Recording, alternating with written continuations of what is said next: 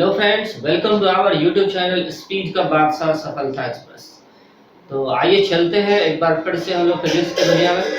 हम लोग numericals and physics का डिस्कशन कर रहे थे, Newton's law of motion chapter का। तो फिर से डिस्कशन हम लोग कंटिन्यू करेंगे, लेकिन उससे पहले मैं आपको याद दिला दूं कि आप हमारे SKBSE ऐप पर साइंस का फ्री में टेस्ट दे सकते हैं। तो आप प्ले स्टोर से SKBSE ऐप डाउनलोड करें और साइंस का फ्री में टेस्ट दें। और ये टेस्ट अभी न्यूटन्स लॉ ऑफ मोशन का ही चल रहा है, तो आप न्यूटन्स लॉ ऑफ मोशन का टेस्ट दें, फिर उसका सॉल्यूशन देखें। इसके अलावा मैं आपको और भी रिमाइंड करा देना चाहता हूँ कि जो लोग सीटेट और स्टेट की तैयारी कर रहे हैं, उनके लिए भी हमारे SKBSE ऐप पर फ्री में टेस्ट अवेलेबल है। तो आप जो भी इन सब चीज़ों की तैयारी कर रहे हैं, सब आप डाउनलोड करें हमारे ऐप को और फ्री टेस्ट का मजा लें। तो आइए चलते हैं हमारे यूजुअल बिजनेस पे। तो न्यूमेरिकल्स एंड फिजिक्स है और हम लोग Newton's law of motion discuss कर रहे हैं। तो आइए देखते हैं अगला प्रॉब्लम। Problem number 13।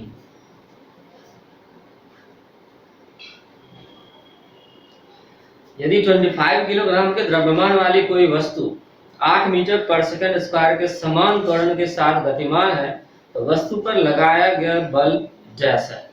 तो 25 किलोग्राम द्रव्यमान की एक वस्तु है, m है, मास है 25 किलोग्राम और उसका एक्सेलरेशन है 8 मीटर पर सेकंड स्क्वायर। तो आपको बताना है उस वस्तु पे कितना बल लग रहा है, फोर्स लग रहा है। तो न्यूटन के गति के दूसरे नियम से F बराबर m है, तो इससे बस वैल्यू आपको रख देना है। तो m है 25 और a है 8, तो ये हो जाएगा 200 न्यूटन। जो आपको दिया गया किस ऑप्शन में?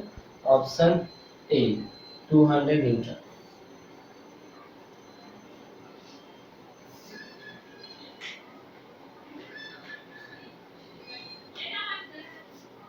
Question number 14।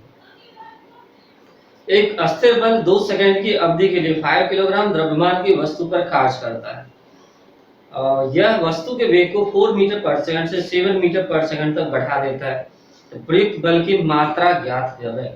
तो दिया गया प्रॉब्लम में कि एक 5 किलोग्राम का ऑब्जेक्ट है, मास है 5 किलोग्राम, इस पर एक बल लग रही है 2 सेकंड की अवधि के लिए। तो समय दिया हुआ है 2 सेकंड और इस बल की वजह से इसका वेग, प्रारंभिक वेग 4 मीटर पर सेकंड से बदल के अंतिम वेग 7 मीटर पर सेकंड हो जाता है। ठीक है, तो उस बल की वजह से वस्तु का वेग 4 मीटर पर सेकंड से बढ़ के 7 मीटर पर सेकंड हो जाता है। कितने देर में?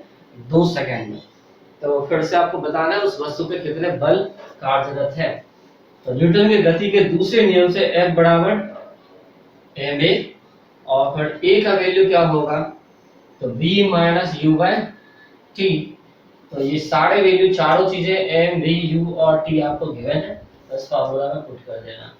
तो 5 into 7 minus 4 divided by 2 Newton. तो 7 minus 4 3, तो 5 3 15 by 2 7.5 न्यूटन। तो ये दिया हुआ है आपके ऑप्शन नंबर सी में।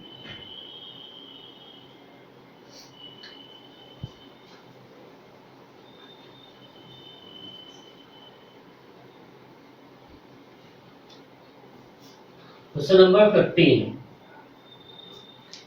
किसी वस्तु पर लगाया गया बल 200 न्यूटन है और इसका द्रव्यमान 100 किलोग्राम है, तो वस्तु का त्वरण ज्ञात करें। तो वस्तु पर बल की मात्रा देखिए, बल है F बराबर 200 न्यूटन और वस्तु का द्रव्यमान है m 100 किलोग्राम। तो आपको बताना है उस वस्तु का त्वरण कितना, एक्सेलरेशन कितना है।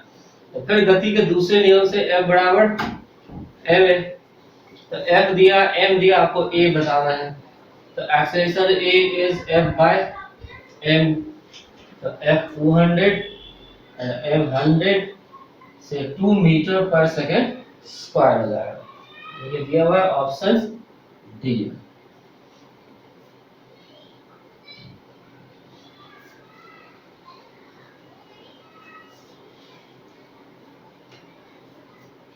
सिक्सटीन 350 न्यूटन का एक बल 500 किलोग्राम के एक द्रव्यमान पर लगाया जाता है तो इस स्थिति में वस्तु में उत्पन्न त्वरण कितना होगा?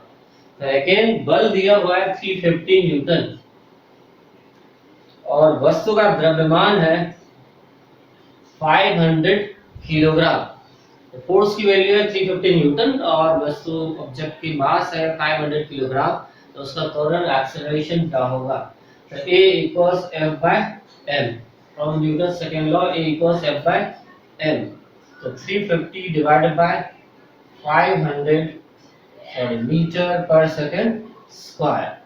तो 350 में 500 से डिवाइड करेंगे तो 0.7 मीटर पर सेकेंड स्क्वायर। तो जो दिया गया किस ऑप्शन में? Option number B.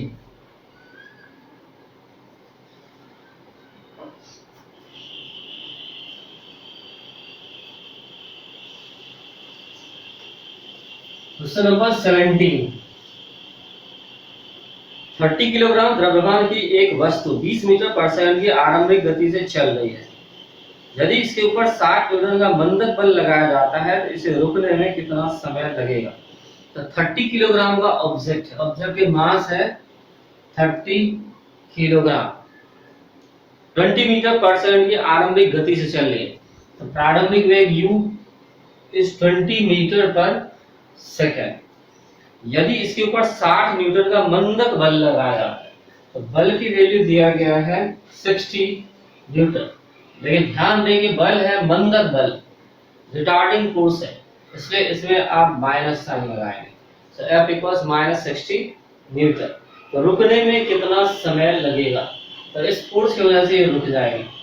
तो रुकने के लिए, रुकने का मतलब है अंतिम वेग क्या हो जाएगा? 0। तो रुकना है इसीलिए अंतिम वेग हो जाएगा 0। तो अंतिम वेग 0 है। u आपको पता है 20 मीटर पर सेकेंड और समय आपको बताना है कितने समय में रुकेगी। तो फिर आपको त्वरण चाहिए। तो एक्सेलरेशन A बराबर F by m। तो -60 डिवाइडेड बाय 30 -2 मीटर पर सेकेंड स्क्वायर। तो एक्सेलरेशन भी नेगेटिव है, मतलब रिटार्डेशन है, मंदन है। तो अब आप टाइम बता सकते हैं। तो v equals u plus at के फॉर्मूला में आप v रखेंगे, u रखेंगे, a रखेंगे और आपको टाइम मिल जाएगा। तो v है 0, u की वैल्यू 20, एक्सेलरेशन -2 और टाइम फाइंड करना है। तो t इक्वल्स 20/2, सो 10 सेकेंड। तो 10 सेकेंड के बाद ये ऑब्जेक्ट रुक जाएंगे। तो आंसर होगा आपका ऑप्शन बी।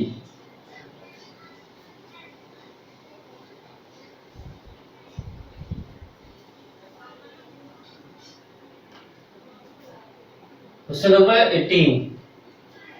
m/2 द्रव्यमान की कोई वस्तु जिसका वेग 2v है का संवेग क्या होगा? तो ऑब्जेक्ट की मास दी गई है m/2 और उसका वेलोसिटी वेग दिया हुआ है 2v। तो आपको बता दें उसका संवेग, मोमेंटम। तो संवेग होता है द्रव्यमान गुना वेग। सिंपल है, द्रव्यमान का वैल्यू रखें m/2 और वेग है 2v, 2 कैंसिल हो जाएगा। तो ऑब्जेक्ट की मोमेंटम संवेग हो जाएगी m × v, mv। तो जो कि ऑप्शन बी में है, mv।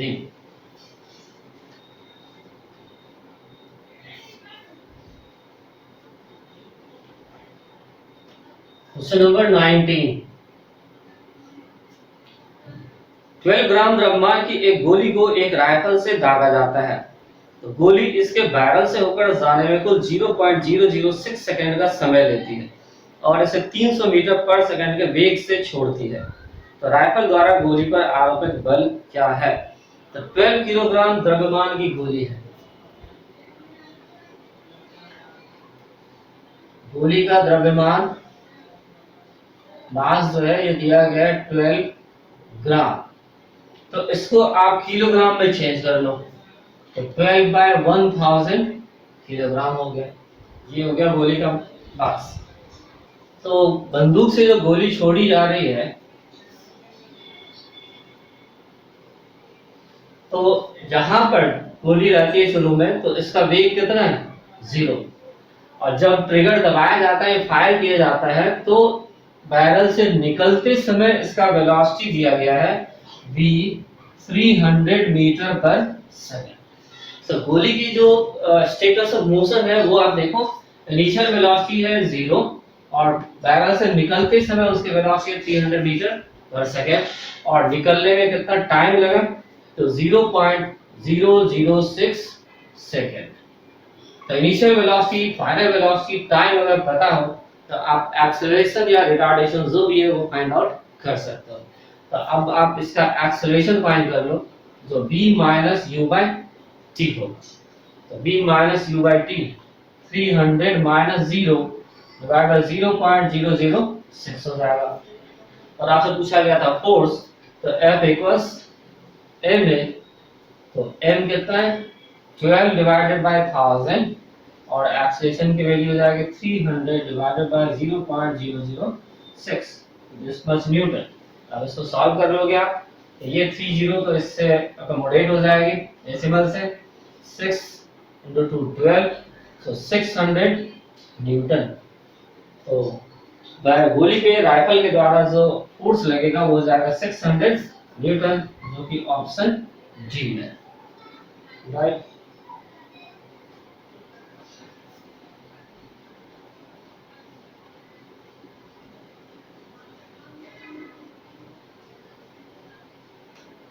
क्वेश्चन नंबर 20,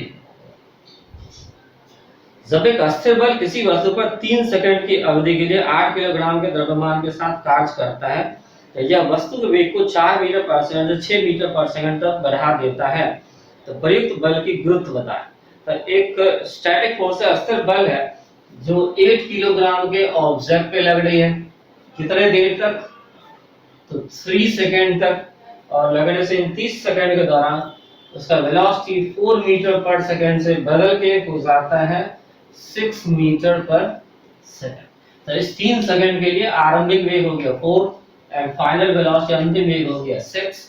तो आपको बताना है बल, तो F equals m into a और a होता है v minus you by T. तो इस एक्सप्रेशन में आप इसका वैल्यू रख देंगे, तो 8 into 6 minus 4 divided by 3 Newton. तो 6 minus 4 2 16 by 3 न्यूटन। तो डेसिमल में फाइंड कर लें 5.33 न्यूटन। तो ये आप देख सकते हो ऑप्शन ए में है 5.33 न्यूटन।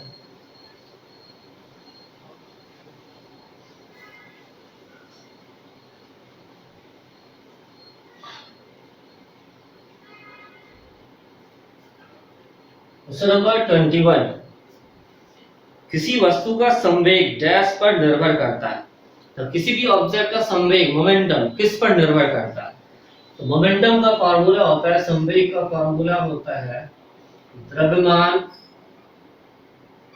गुना वेग, इसको सिंबल में लेते हैं p, इसको m into v। तो ये संवेग जो आप देख रहे हो डिपेंड करता है मास पर और वेलोसिटी पर, तो दोनों चीजों पर डिपेंड करता है, mass as well as velocity. तो देखते हैं किस ऑप्शन में। पहला ऑप्शन है वस्तु पर लगे बल पर, बल पर नहीं द्रव्यमान पर तो निर्भर करता है, लेकिन केवल द्रव्यमान पर नहीं, वस्तु के द्रव्यमान और वेग दोनों। तो ये है ऑप्शन सी, जिसमें दिया हुआ है वस्तु के वेग और द्रव्यमान दोनों पर निर्भर करता है। तो correct answer is option C.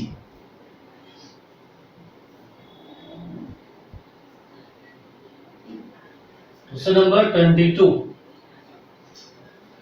2.5 kilogram की एक पिस्तौल से 150 मीटर पर सेकंड वेग के साथ 20 ग्राम की एक गोली क्षैतिज रूप से चलाई गई है, तो पिस्तौल का प्रतिक्षिप्त वेग कितना है। तो अगेन एक पिस्टल से गोली फायर की गई है, तो पिस्टल का जो मास है वो 2.5 किलोग्राम है।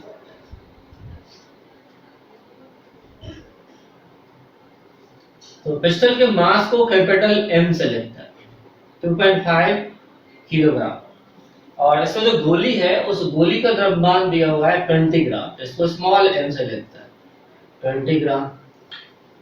तो अभी ये जो है सिचुएशन दिया गया फायर करने के पहले की है, तो फायर करने के पहले कोई भी यहाँ पे गति नहीं है, कोई भी मोशन मौजूद नहीं है, तो इसका मतलब इन लोगों का संवेग क्या होगा, शून्य होगा।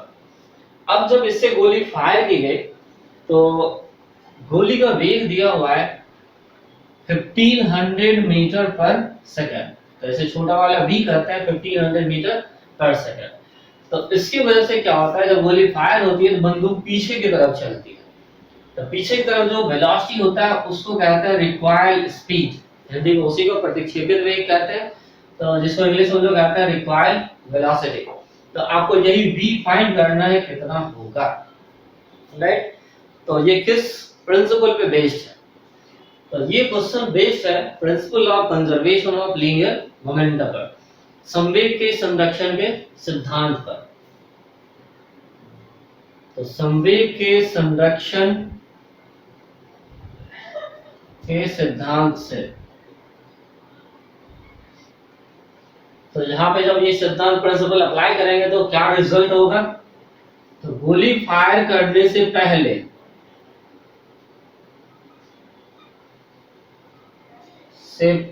संवेग बराबर गोली फायर करने के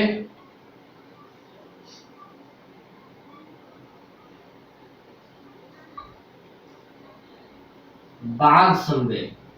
ठीक है, गोली फायर करने से जस्ट पहले कितना संवेग है और उसके जस्ट बाद कितना संवेग है, ये दोनों हमेशा क्या होगा, इक्वल होगा। तो फायर करने से पहले कितना संवेग है, तो पिस्टल का मास तो पता है लेकिन वेलोसिटी जीरो है, गोली का भी मास पता है, वेलोसिटी भी पता है जो कि जीरो है। तो फायर करने से पहले सब कुछ रुका हुआ है इसलिए ये जीरो हो गया।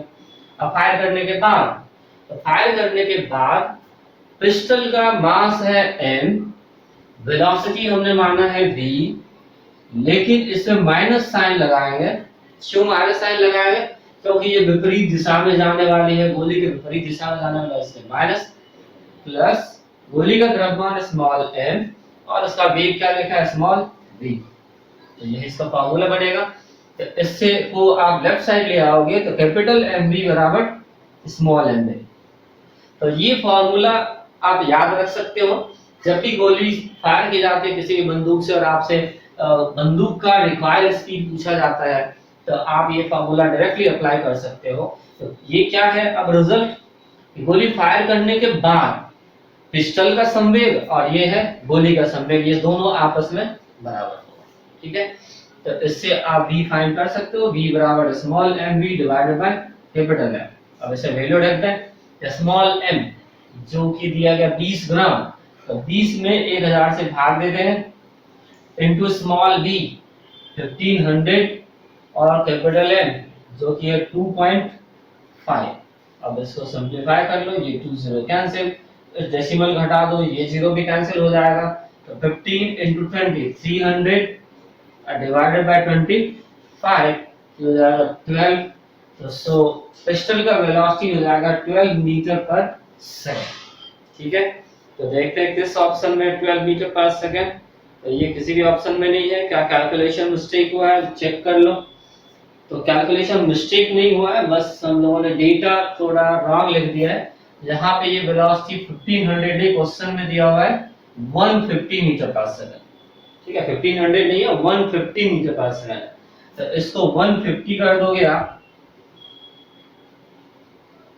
1000 है, तो 1020 ये कैंसिल और डेसिमल से ये 0 कैंसिल, और तो ये हो जाएगा 15 into 2 30, 30 डिवाइडेड बाय 25, तो ये कितने हो जाएंगे 1.2 मीटर पर सेकंड। ठीक है, तो 12 नहीं, आंसर हो जाएगा आपका 1.2 मीटर पर सेकंड, जो कि इस ऑप्शन में दिया हुआ है, ऑप्शन ए में दिया हुआ है। तो क्वेश्चन में माइनस लगा हुआ है, आंसर में आप देख सकते हो ऑप्शन में माइनस 1.2 लिखा हुआ है। हमने फॉर्मूला में ऑलरेडी हमें पहले ही माइनस लगा दिया, तो हमारा माइनस गायब हो गया। और अगर यहाँ माइनस नहीं लगाते, ये mv बराबर माइनस mv होता तो आपका आंसर में माइनस आता। तो माइनस साइन ये बताता है कि जो पिस्टल है उसका वेलोसिटी पीछे की तरफ है। ठीक है, तो दोनों में से कोई भी तरीका आप लगा सकते हो।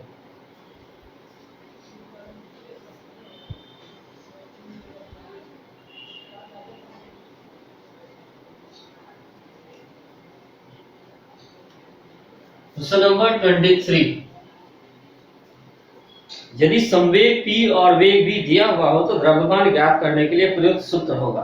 तो संवेग p और वेग v दिया हुआ है तो द्रव्यमान मतलब मास फाइंड करना। तो संवेग के लिए फार्मूला हम जानते हैं p इक्वल्स mv, तो सिंबल है m is p by v, तो इसका फार्मूला होगा तो p by v जो कि दिया हुआ है ऑप्शन बी।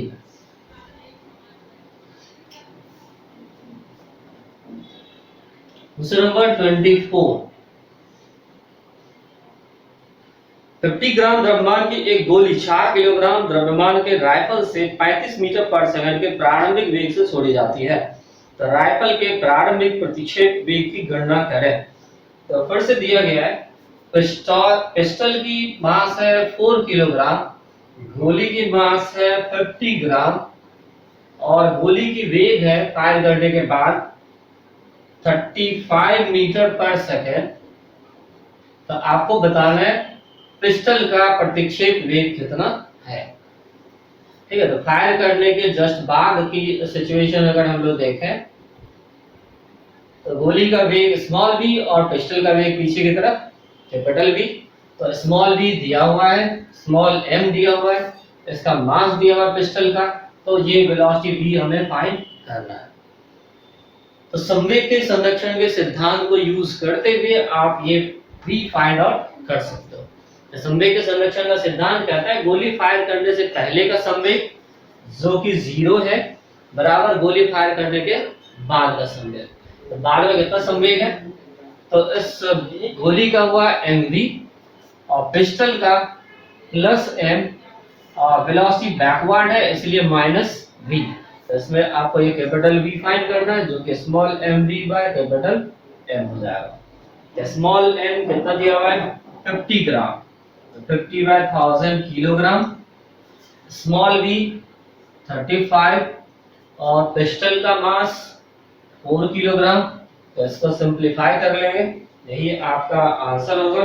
तो चेक करके आप देखो कितना आता है। तो 7 बाय 16 मीटर पर सेकंड। तो देखते हैं किस ऑप्शन में, ये है ऑप्शन ए में, तो 7 बाय 16 मीटर पर सेकंड। तो ऑलराइट दोस्तों, इस वीडियो में इतना ही। तो आप हमारे चैनल पे आए, ये इस वीडियो को देखें, लाइक शेयर कमेंट करना ना भूलें।